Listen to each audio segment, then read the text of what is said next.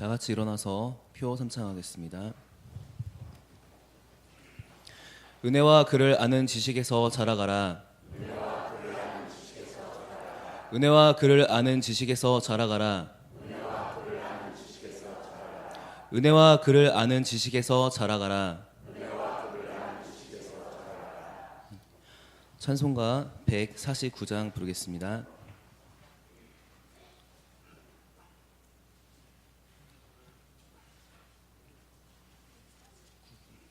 네, 149장입니다.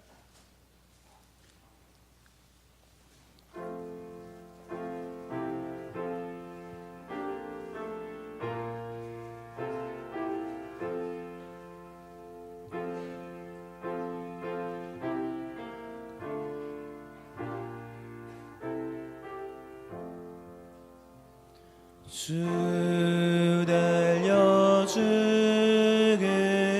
십자가 우리가 생각할 때에 세상에 속한 욕심을 헛된 줄 알고 버리네. 죽으신 구주 밖에는 자랑을 말게 하소서. 보혈의 공로 힘입어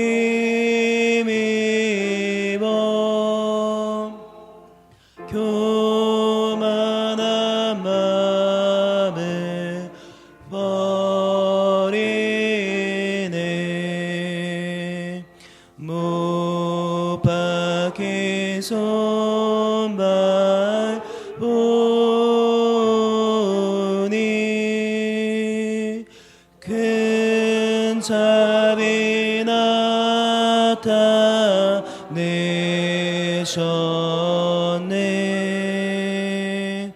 가시로 만든 면류관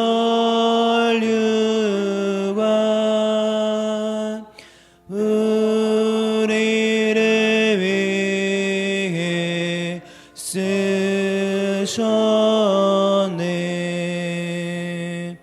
온 세상 만물 가져도 주의 못 갚겠네.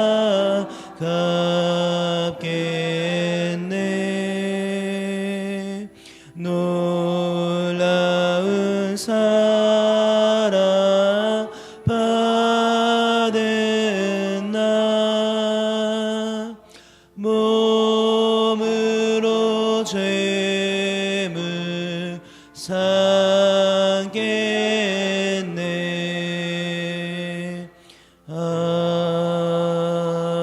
아멘. 김성 집사님 기도하신 후에 담임 목사님 나오셔서 말씀 전하시겠습니다.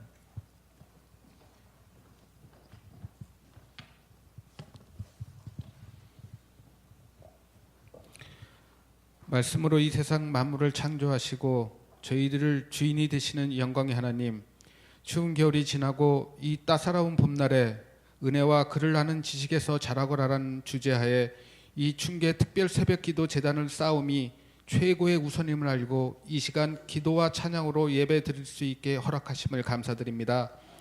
예배 드릴 자격도 없는 이 죄인들을 위하여 독생자 예수 그리스도를 이 땅에 보내시고 죽이심과 부활로서 저희의 죄됨을 대속하여 이 죄인들을 구하셨사오나 저희들 미련하고 무지하여 그 한없는 하나님의 은혜를 부정하고 이 세상 삶 속에서 참된 기독교인으로서의 향기를 발하이지 못하였음을 이 시간 자복하고 고백하오니 주여 용서하옵시고 참 기독교인의 길로 인도하여 주시옵소서.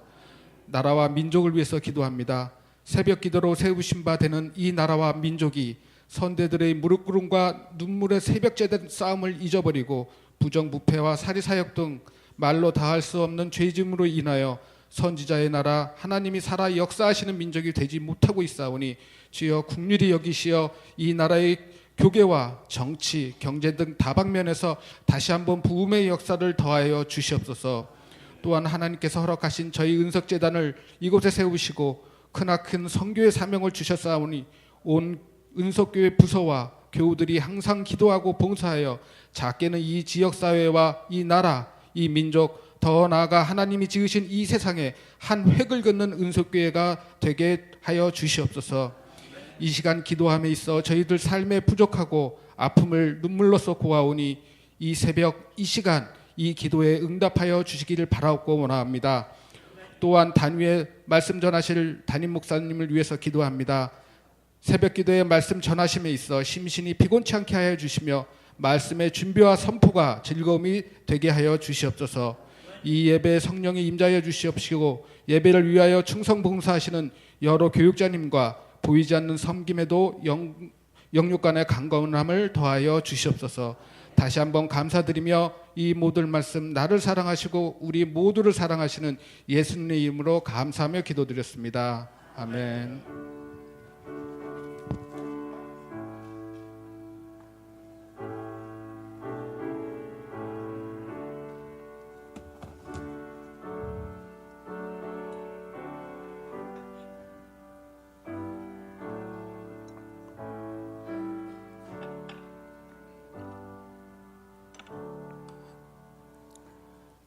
성경 말씀은 누가복음 24장 25절로 36절까지를 교독하겠습니다.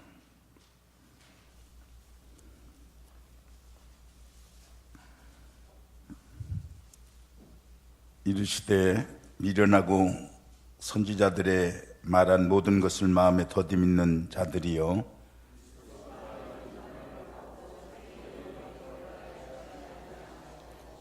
이에 모세와 모든 선지자의 글로 시작하여 모든 성경에 쓴 바 자기에 관한 것을 자세히 설명하시니라.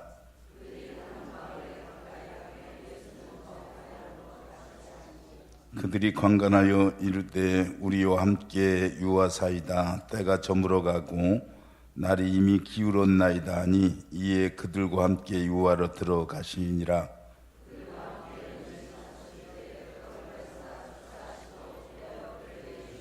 그들의 눈이 밝아져 그인 줄 알아보더니 예수는 그들에게 보이지 아니하시는지라.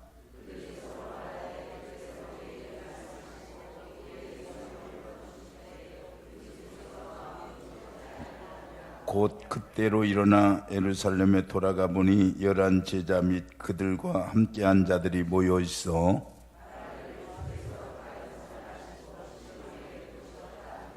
두 사람도 길에서 된 일과 예수께서 떡을 떼심으로 자기들에게 알려 하신 것을 말하더라. 36절. 이 말을 할 때 예수께서 친히 그들 가운데 서서 이르시되 너희에게 평강이 있을지어다 하시니. 아멘. 예, 권사의 특성이 있겠습니다.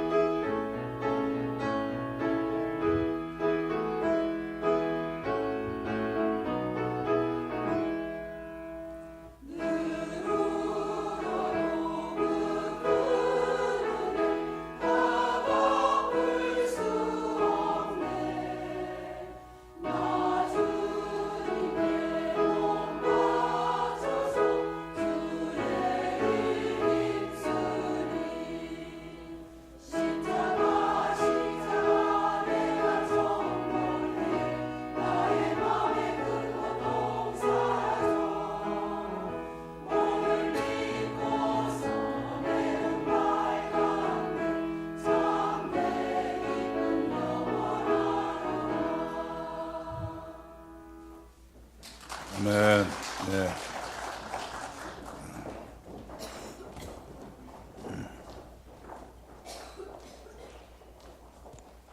네, 감사의 예물을 드렸습니다. 범사에 감사합니다. 김선예 권사님, 하나님의 은혜 늘 감사드립니다. 임경만 장로님, 이옥희 권사님, 새학기를 맞이하고 새로움으로 은혜 주신 하나님, 모든 것이 주님의 은혜로 은혜됨을 감사드립니다. 구서준 우리 청년인데요, 특별 새벽 기도에 참석하게 하심을 감사드리며 보다 더 발전하는 사업장을 사업되기를 기도합니다. 김성 집사님, 정승아 집사님, 새벽마다 받은 은혜 감사합니다.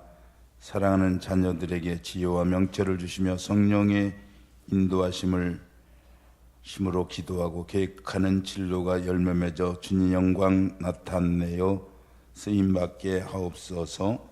이옷은 집사님, 너의 가는 길에 주의 평강이 있으나 서윤이와 서준이가 주님의 나라를 위해 쓰임받기를 원하며 성실과 진리와 공의로 선한 영향력을 끼치게 하옵소서. 구요한 장로님, 이화정 권사님, 기도하는 모든 가정 위에 하나님의 축복이 함께 하시기를 기도드립니다. 박용의 사모, 일천 번제 헌금, 전영수 장로님, 이성복 전도사님, 일천 번제 헌금, 구서윤 우리 청년, 하나님께 가까이함이 내게 복이라. 내가 주 여호와를 나의 피난처로 삼아 주의 모든 행사를 전파하리이다.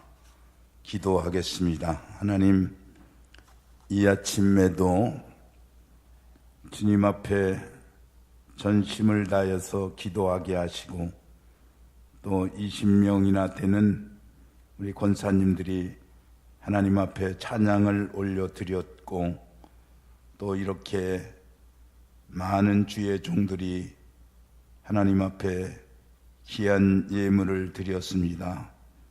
청년의 때에, 교사의 때에 하나님 앞에 더 크게 쓰임받고 인정받고 싶은 마음으로 주의 교회가 더 큰 은혜의 감격의 그런 시간대로 살아가기를 소원해서 예물을 드렸습니다. 특별히 이제 하나님께서 기도회를 통해서 크게 역사하셔서 지혜와 명철로 자녀들이 성장되어지기를 원해서 하나님이 원하시는 계획대로 열매를 맺기를 원해서 주님 앞에 이렇게 예물을 드렸사오니 주의 복을 더하시옵소서. 자녀들이 선한 영향 끼치기를 원하고 성도들이 하나님 앞에 복받는 즐거움을 보고자 하는 그 마음의 소원을 이루어 주시옵소서. 예수님 이름으로 기도하옵나이다. 아멘. 고난 후에 오는 영광이라는 제하에서 말씀을 드리려고 합니다. 우리 인생의 아름다움이라고 하는 것은 밋밋하게 오는 평안 속에서 인생의 아름다움이 가꾸어지는 것이 아닙니다. 오히려 인생의 아름다움이라고 하는 것은 우리가 괴로움을 겪는다든지 어떤 생각지 않은 병고라든지 상처를 받는 가운데서 우리 인생에 아름다운 멜로디를 만들어내게 되는 것입니다. 그래서 우리는 다 이 고난을 좋아하는 사람은 없지만은 이렇게 오래 살다 보면은 생각지 않은 어려움이 내게 찾아오게 될 때 어떤 생각을 가지게 되느냐 하면 내가 알 수 없는 그런 하나님의 비밀한 축복이 또 내게 다가오려는가 보다 하는 그런 생각을 가지게 되는 것입니다. 그래서 결혼식에서 그 행복의 하모니를 이루는 그런 아름다운 출발도 중요하지만은 초상집에서 얻는 교훈이 더 많기에 전도서 저자는 잔치집에 가는 것보다 초상집에 가는 것이 낫다라고 하는 그런 말을 하게 된 것입니다. 교회가 초상이 나면 교인이 한 사람 세상 떠났다고 하는 것인데, 초상이 자주 나면 교회가 부흥된다는 그런 이제 일화가 있어요. 왜 그럴까요? 사실은 이 초상집에서 장례 치르는 동안 인생이 무엇인가, 그리고 그 슬픔 가운데서도 이 죽음이 헛되지 않고 하나님의 영원한 세계로 우리가 들어감을 믿습니다 하고 찬송하는 그런 과정 속에서 나는 지금 무엇을 향해서 살아가고 있고 내가 어떻게 준비해야 되겠느냐는 그런 인생의 깊은 철학적 질문을 하기 때문에 이 초상이 나게 되면은 이상스럽게 교회가 부흥이 되어지게 되는 것입니다.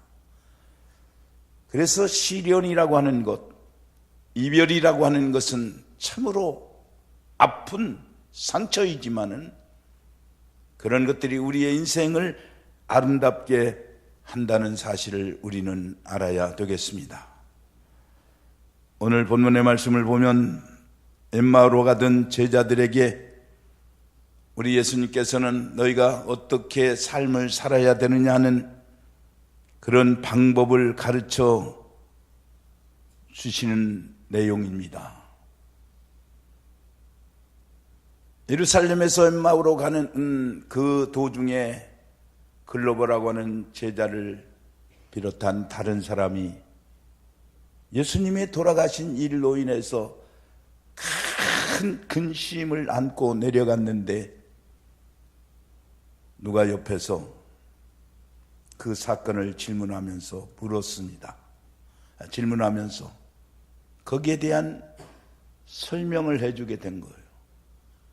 그런데 그분이 바로 살아나셔서 근심하는 제자들을 찾아가서 그들에게 삶을 일깨워 주는 그런 기록인 것입니다.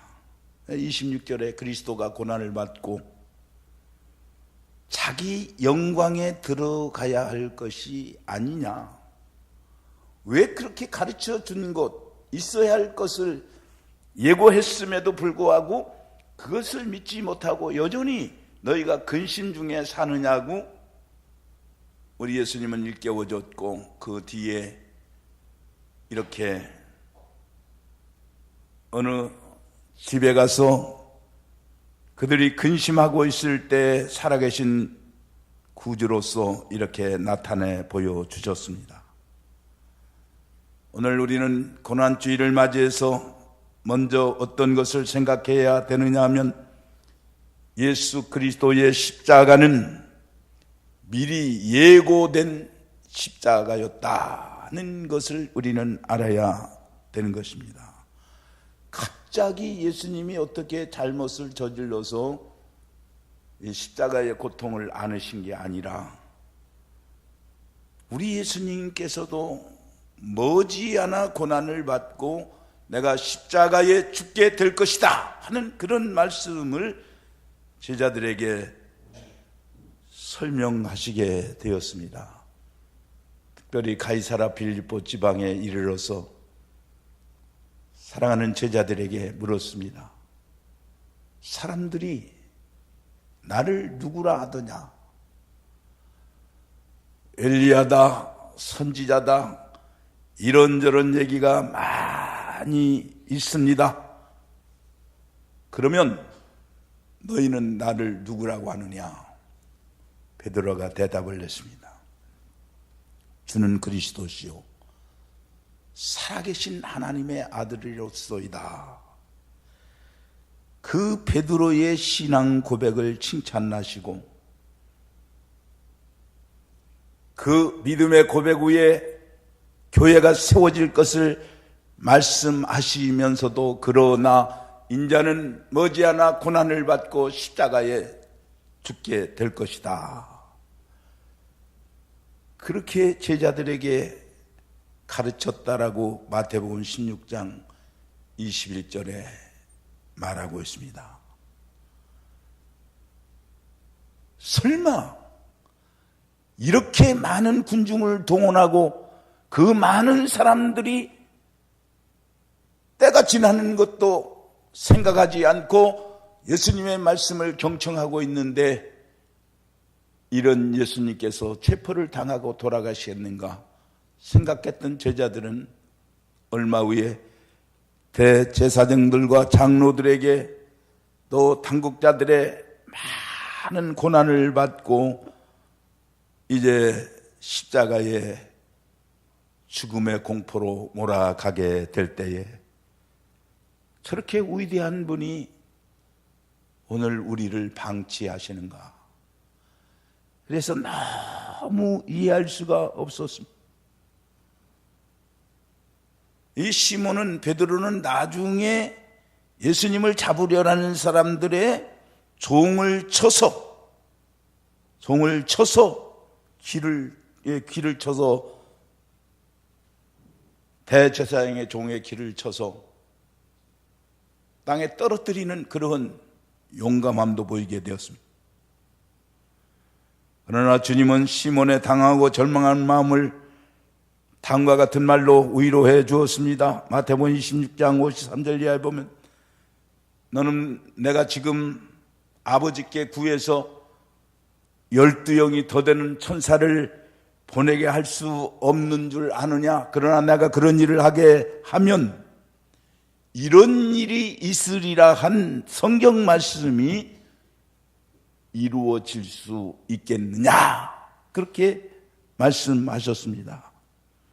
그러니까 주님은 마치 내가 피하라면 피할 수 없는 것이 아니다. 그러나 그렇게 되면 나에게 맡겨진 하나님의 온전한 뜻을 이룰 수 없게 된다고 말씀하신 것이나 다름이 없는 말씀을 하시게 되신 것입니다.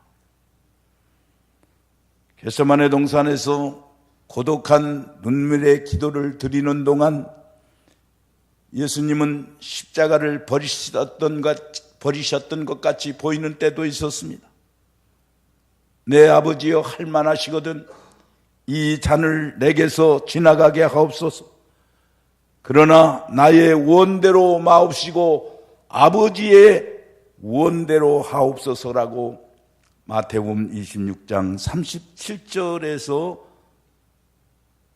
말씀을 하셨는데 얼마 있다가 다시 간청의 기도가 아니라 용납의 기도를 하시게 되었는데 마태복음 26장 42절에서 내 아버지여 만일 내가 마시지 않고는 이 잔이 내게서 지나갈 수 없거든 아버지의 원대로 되기를 원하나이다. 그렇게 말씀하셨습니다. 그래서 우리 예수님께서도 마지못해서 십자가를 지신 것이 아니라 이 십자가를 지는 것이 내게 절대 필요하다는 그 사실을 알고 우리 예수님은 수용하시게 되신 것입니다. 그래서 두 번째로 우리가 알아야 될 것은 십자가는 필요에 의해서 지셨다 하는 것을 부활하신 후에도 우리 예수님은 말씀하시게 된 것입니다. 엠마오로 가는 길에 예수님의 두 제자를 만나서 이야기할 때 이미 십자가의 처형에 엄연한 시련은 하나의 역사적인 사실로 이제 경험이 되고 목도한 그런 역사적 현실이 되어서 혹독한 고통의 하나로 저들의 마음속에 안고 있게 되었습니다. 우리 예수님은 여전히 십자가를 쓸데없는 일로 여기지 아니하시고 절대적 고통으로 여기시게 되었습니다. 여러분, 우리가 어떤 어려운 일을 만났을 때, 어떤 비극을 경험했을 때 그것이 나에게 필요한 것이냐 아니냐, 내가 잘한 것이냐 못한 것이냐로 그 어려움들이 평가되는 경우가 있습니다. 어떤 사람이 5살짜리 아이를 차에 싣고 시내로 나갔습니다. 너무나 이 아이를 사랑했는데 차를 싣고 돌아갔다가 그만 친구를 만나가지고 자기도 모르는 사이에 술을 먹게 되었어. 그래서 그냥 기분이 좋아 오르니까 그냥 차를 싹 몰았는데 자기도 모르는 사이에 이제는 브레이크를 밟아도 정지시킬 수 없는 그런 상황이 돼가지고 탁 하고 전주에 부딪혔는데 자기는 겨우 살았지만 그 5살 아이는 즉사하고 말았습니다.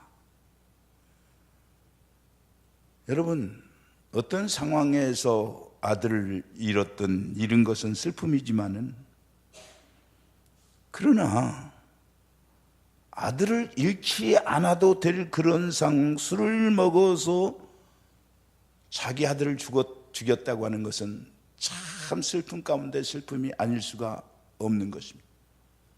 여러분, 성경에도 보면 울부짖지 않아도 되어야 되는 그런 울부짖음이 있는 것을 보게 됩니다. 사무엘하 18장 33절을 보면 다윗은 내 아들 압살롬아, 내 아들 압살롬아, 내가 너를 대신하여 죽었다면 압살롬 내 아들아 하면서 아들의 죽음을 너무 슬퍼하는 그런 내용이 나옵니다. 이 다윗에게는 압살롬이라고 하는 참 총명한 아들이 있었는데 이 아들이 반역을 해서 결국은 반역의 무리와 이제 이를 그르치다가 결국은 죽음으로 생애를 마치게 되었습니다. 이 비보를 들을 때 너무나 예상하지 못했던 죽음 앞에 다윗은 뼈저린 고통을 느끼면서 내가 차라리 그럴 바에는 미리 손을 썼을 것을 하는 그런 슬픈 비극을 이렇게 통탄하게 되는 그런 기록을 볼 수가 있는 것입니다. 여러분, 그 고통이 내가 조금 잘했으면 넘어갈 수 있을 것인데라고 생각한 고통이라면 얼마나 더 큰 고통으로 다가오게 되는가를 우리는 삶의 현장에서 경험하게 되는 것입니다. 또한 죽음이라고 하는 것은 어떤 때는 의로운 죽음이 될 수도 있습니다.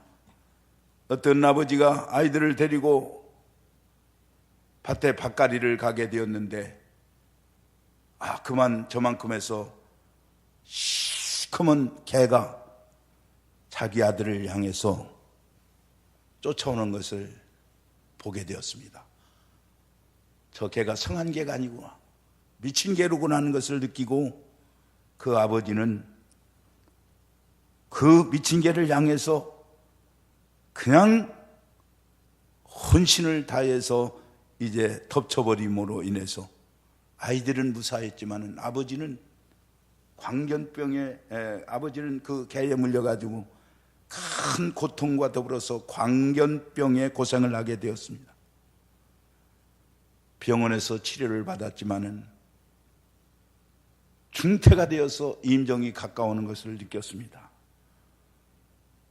그 아버지는 아내의 얼굴을 바라보면서 이렇게 말했다고 합니다. 여보, 너무 상심하지 마시오. 저 아이들이 무사하지 않소. 이 길밖에는 내가 다른 선택의 도리가 없었소라고 말했다고 합니다. 여러분, 우리 예수님은 자신의 십자가를 통하지 않고는 어떤 방법으로도 우리의 죄를 용서할 수 없었다는 것을 알으셨기 때문에 우리를 위해서 친히 몸을 내어주셨고 우리를 위해서 하나님의 뜻을 이루게 되었다는 사실을 여러분 믿으시기를 바랍니다. 우리 예수님은 그것을 아셨기 때문에 그 큰 고통을 감내하시게 된 것입니다. 세 번째로 십자가가 인류에게 그토록 필요했던 것이 무엇인가를 알아야 되겠는데, 인류의 구원 방법은 그것밖에 없었습니다. 여러분, 깊이 생각해 보면 성경 말씀이 쓰여지게 된 것이 십자가였어요. 우리 예수님은 이사야 선지자가 예언한 것처럼 이사야 53장 여호와를 고난받는 종, 그러니까 그리스도께서도 그 53장에 나온 고난받는 종으로 이해를 하셨는데, 예수님이 십자가를 지심으로 희망의 역사가 이루어지게 되었다. 그가 찔림은 우리의 허물을 인하며 그가 상함은 우리의 죄악을 인함이라. 그가 징계를 받음으로 우리가 평화를 누리고 그가 채찍에 맞음으로 우리가 나음을 입었도다 라고 53장 이사야 53장 5절에 말했는데, 주님은 약해서 죽이신 것도 진노를 진정시키려고 죽으신 것도 아니라고 하는 말이에요. 로마 제국이 막강한 권력자들의 힘으로 채워졌기 때문에 그 힘에 밀려서 예수님은 십자가에 못 박힌 것도 아니었습니다. 우리 예수님은 그의 손에 빼앗긴 것이 아니라 내가 스스로 버렸노라고 요한복음 10장 18절에 언급을 했습니다. 그래서 우리 주님은 죄인들에 대한 예수님의 마음은 하나님의 사랑을 그대로 반영하고 있다는 것을 성경을 통해서 발견하게 됩니다. 아버지여, 저희를 사하여 주옵소서.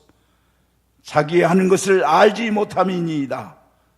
누가복음 23장 34절에도 이제 그렇게 기도를 해서 이것이 하나님의 뜻임을 알았습니다. 우리 예수님께서 십자가에 달리셨을 때 하나님도 그 십자가에 함께 이제 고통을 받으시게 되었다는 것, 사도 바울은 고백을 했습니다. 하나님께서 그리스도 안에서 계시사 세상을 자기와 화목해 하셨음이라고 고린도후서 5장 19절에 그렇게 말씀을 하셨습니다. 여러분, 하나님과 아들, 하나님은 언제나 하나이셨습니다.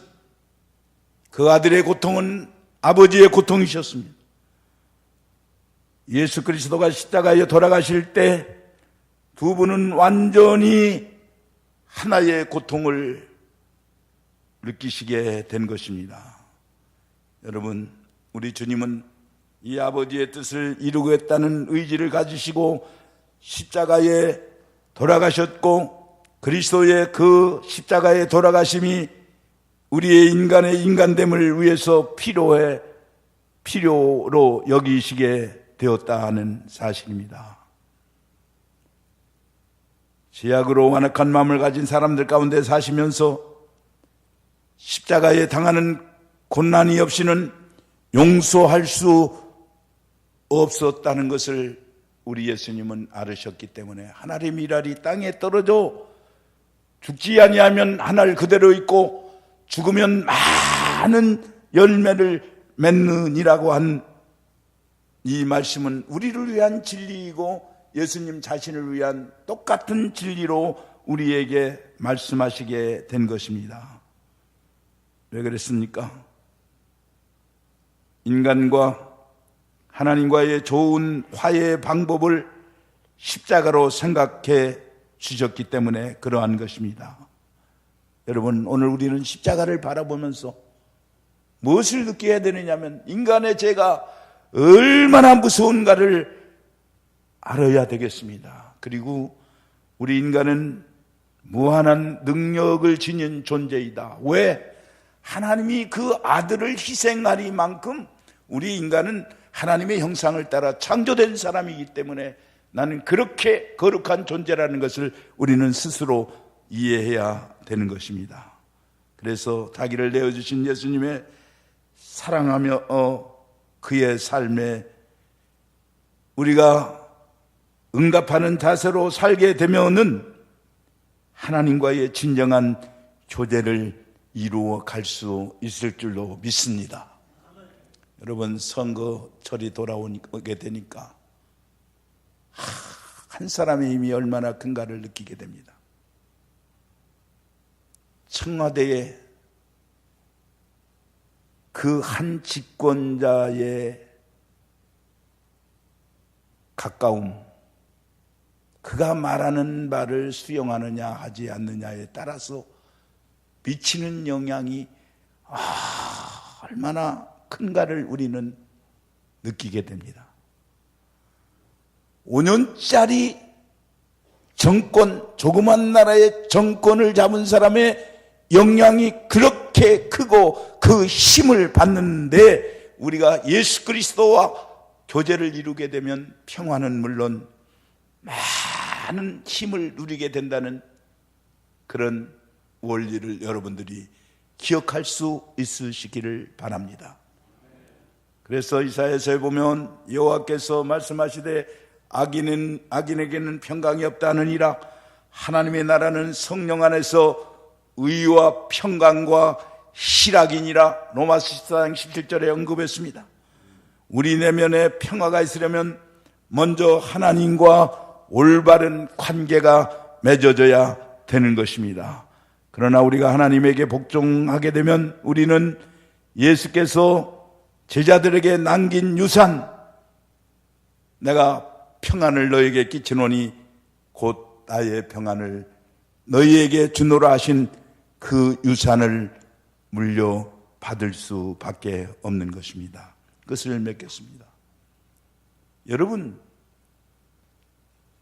예수님의 십자가 지심이 성경을 이루기 위해서 타당한 것으로 이해할 수도 있지만 더 깊이 생각하면 성경은 십자가를 부각하도록 하기 위해서 이 성경이 쓰여졌다고 그렇게 우리가 깊이 이해할 수도 있는 것입니다.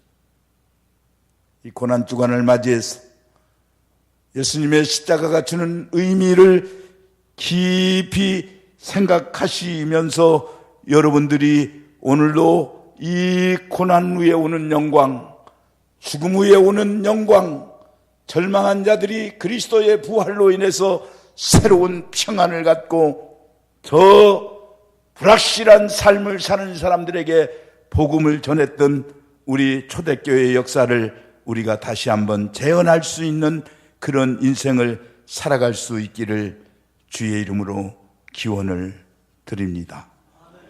기도 제목을 드리겠습니다. 오늘 우리가 살면서 여러 가지 이제 기도의 제목이 있지만은 하나님, 십자가의 의미를 깨닫고 나도 내 몫의 십자가를 지며 살게 하시옵소서. 복음을 위해 선교사로 헌신하는 그런 선교사들에게 많은 열매를 맺게 하시옵소서. 고난이 내 인격과 신앙을 성숙시키게 하소서. 내게 당하는 이런 고난 속에서 내가 진정한 성숙을 이루게 하시옵소서의 기도를 드리겠습니다. 살아계신 하나님, 이 좋은 아침을 저희들에게 허락해 주시고 주님 앞에 간절한 기도를 드릴 수 있게 해주심을 감사드립니다.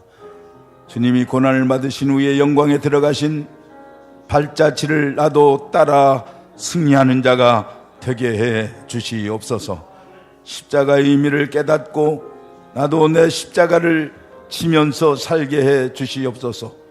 복음을 위해 선교사로 헌신하는 저들이 선교 현장에서 결실을 보게 하시고 혹여라도 그 주어진 선교의 자유가 자기 자신을 게으르게 하고 미련하게 하고 오히려 독선적인 그런 방향으로 흘러가지 않게 해 주시옵기를 바랍니다.